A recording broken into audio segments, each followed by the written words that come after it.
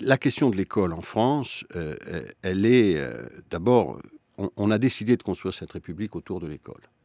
Mais dans ce qu'on évoquait tout à l'heure, notre école est assez bonne, les Français l'aiment, mais elle a une difficulté majeure, c'est qu'elle est, comme vous le savez, l'école qui accroît le plus les inégalités de tous les pays de l'OCDE.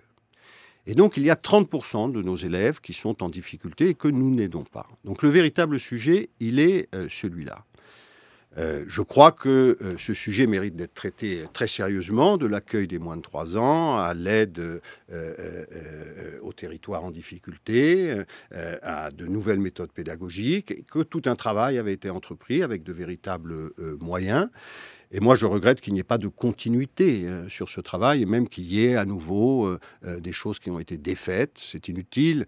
Vous voyez, je voyais, mais les Français sont paradoxaux par rapport à ça, parce qu'ils ont plutôt approuvé. À nouveau, nous sommes le seul pays du monde où les élèves n'ont que 130 jours de classe par an. Alors on nous dit Singapour, c'est 200 jours. Nous-mêmes, nous avons eu davantage du bon temps scolaire pour étudier. Donc on nous dit qu'il faudrait remédier, et puis on fait le contraire. On a aussi l'actuel ministre, d'ailleurs, qui lui-même déclarait à l'époque, si on a enlevé une demi-journée de classe, c'est certainement pas dans l'intérêt des élèves. Et puis il le fait.